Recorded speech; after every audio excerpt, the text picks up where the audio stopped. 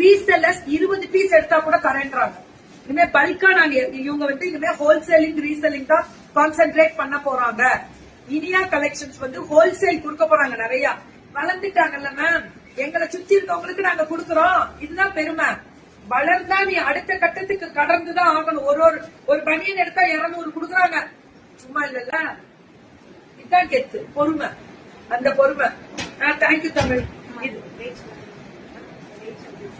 சொல்லுங்க size rate. 4 to 14 years. நீங்களும் ஆணு பாத்துட்டு இருந்தா 4 to 14 years ரேட் 170 ரூபா தான். 4 to 14 ஹோல்சேல் எடுக்கும்போது கம்மியாகும். இது என்னடா இது, குளிர் அப்படி தாங்க போல நம்ம தச்சு கொடுங்க.